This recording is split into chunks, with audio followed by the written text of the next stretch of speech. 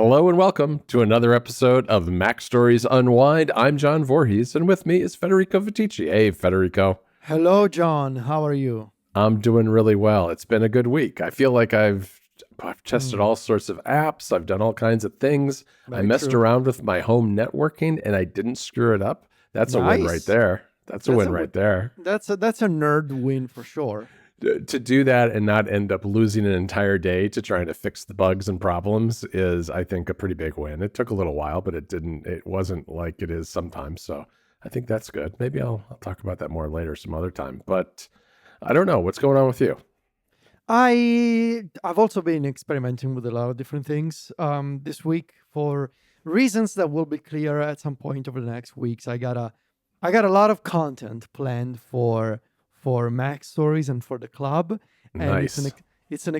in spite of pretty much nothing happening in terms of Apple news lately. Besides the Mac Studio and the 16E, Sure. but it's a very exciting time in terms of workflows and switching things and writing about apps, and I'm pretty happy. I'm pretty happy with Yeah, I'm things that filling I'm up my doing. plate too. I mean, I've got quite a queue, ready to go of stuff because Mhm. we've both been doing a lot of experimenting with new apps and new hardware and all kinds of things. So more on that soon. You know, in this unplugged section, Mm. I thought that I would mention something, a little bit of personal history. Okay. 10 years ago, as of a couple of days ago when we recorded this, was the anniversary of me putting out the Blink app, which was the Wow. affiliate Okay. linking app for the App Store and Apple Music and all that stuff.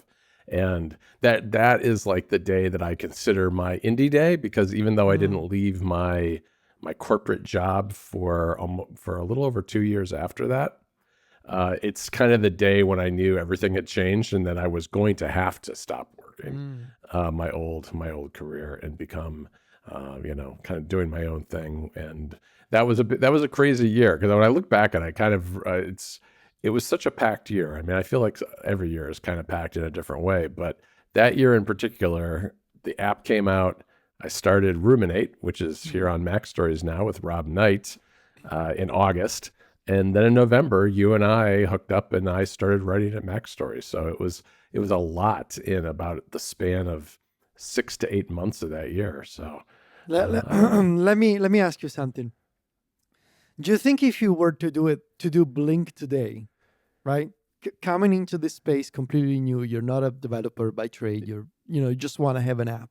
Do you Right. think if you were to do it today, you would be vibe coding Blink? 100%. I thought you might be going there.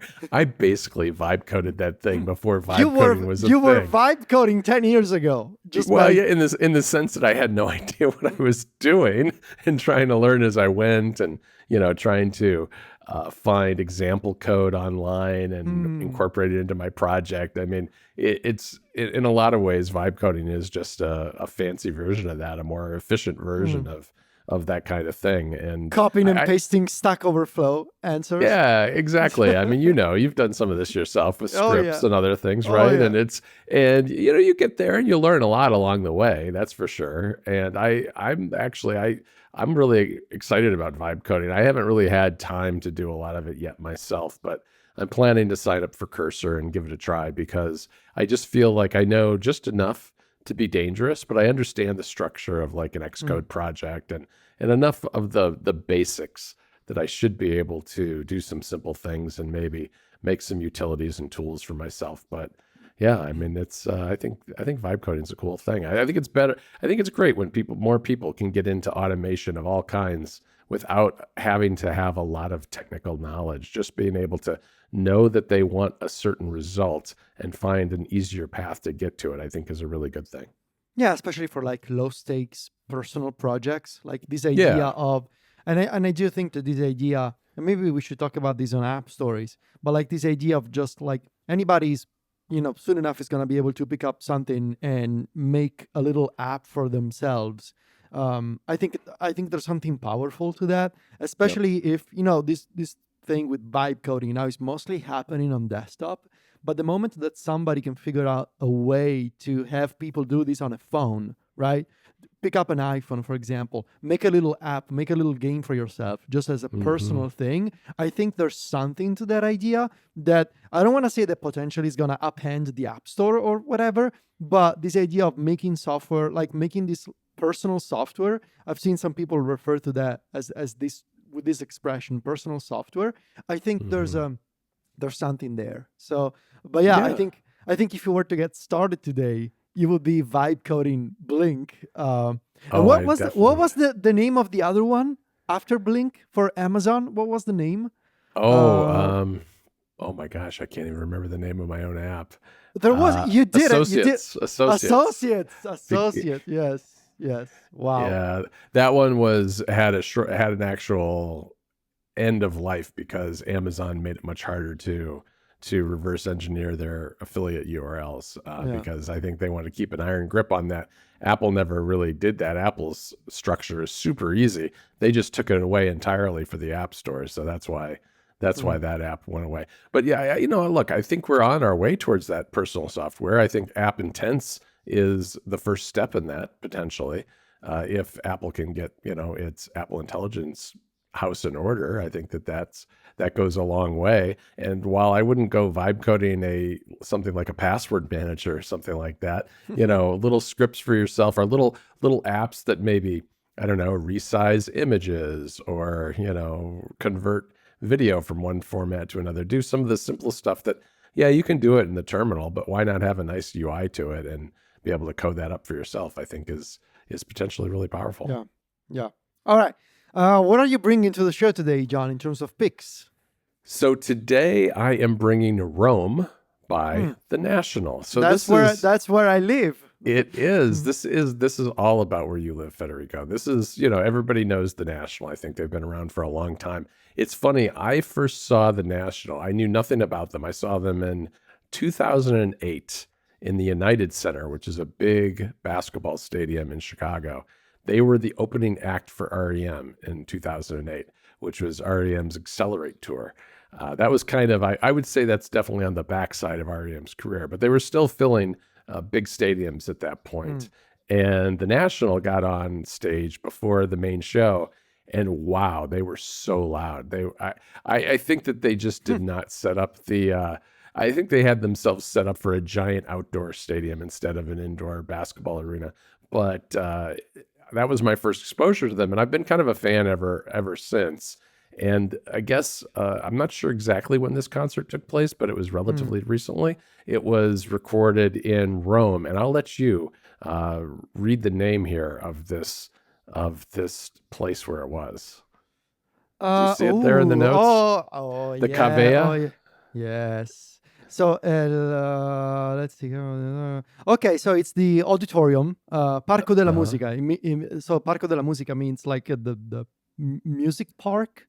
Yeah, that's what I would think. Yeah. It's this big auditorium named after the late Ennio Morricone. Ennio Morricone is a famous composer of, especially you may know Morricone's work because of a lot of like old Western movie soundtracks. Oh, spaghetti westerns. Spaghetti western, like The Good, the Bad, and the Ugly, for example. Right. What was the song?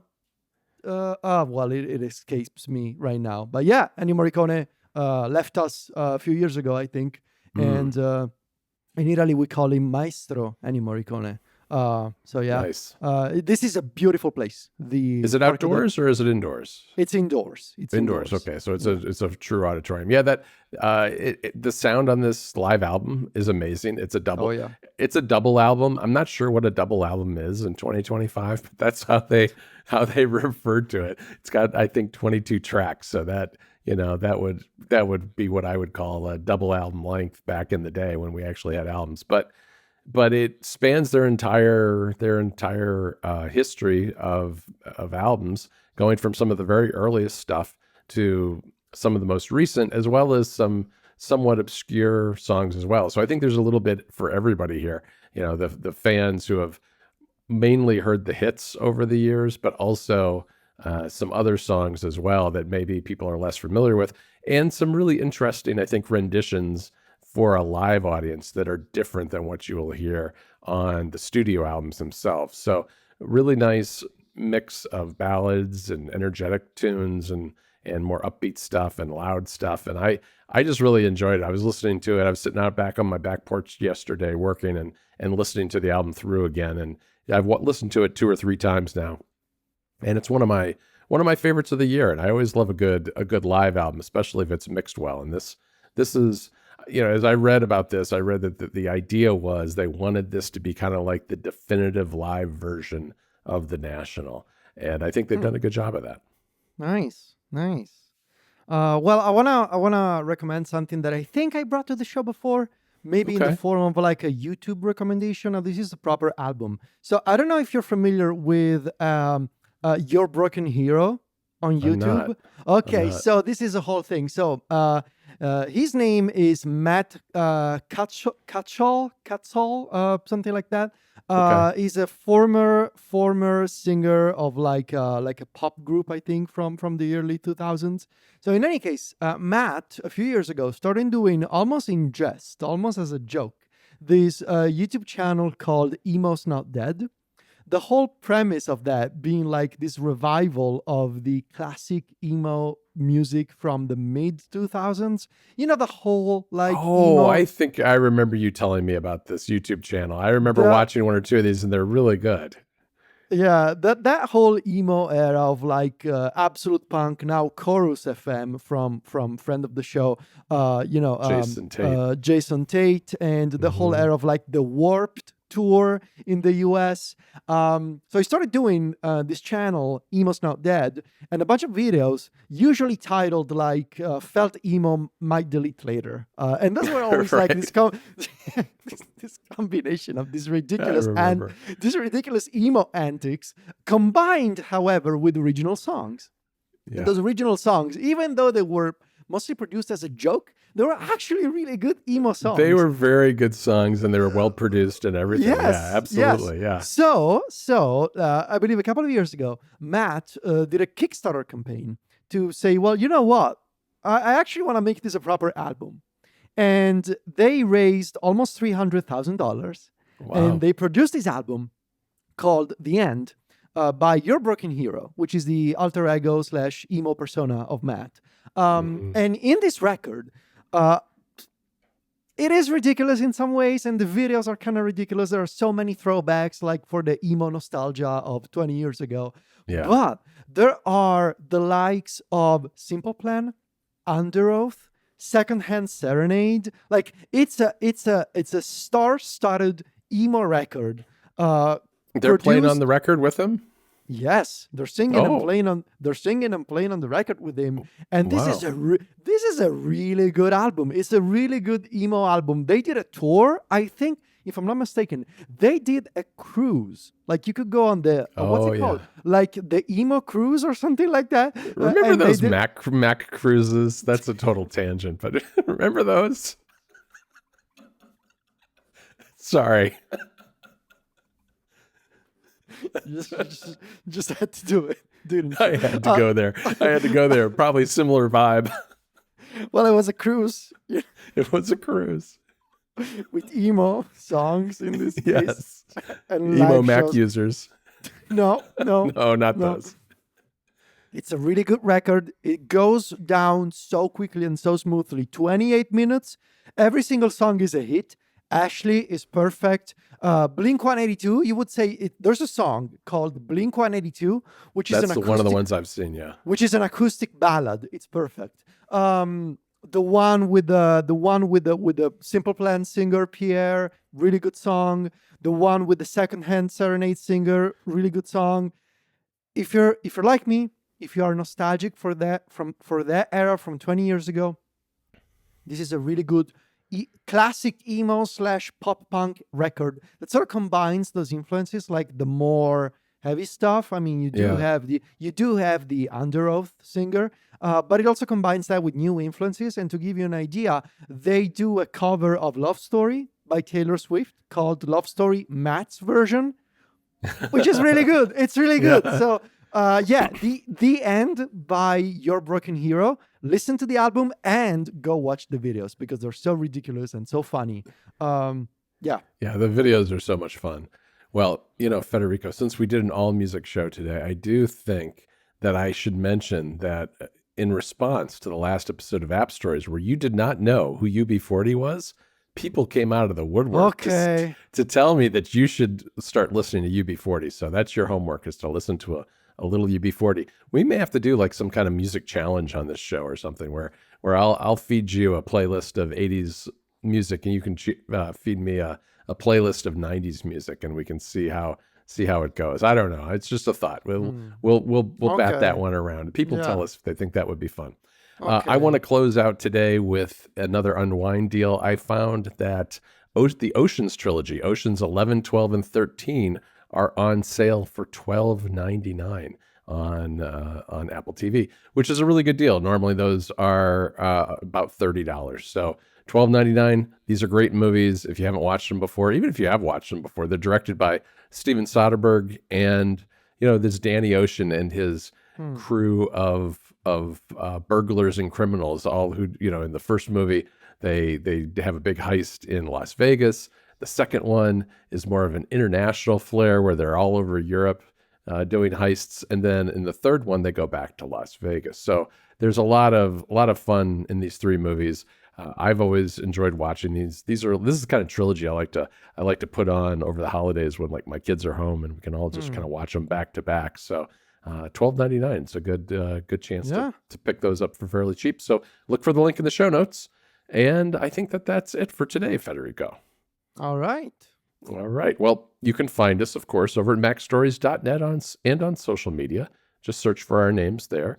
Federico is at Viticci. That's VITICCI. And I'm at John Voorhees. JOHN VOORHEES.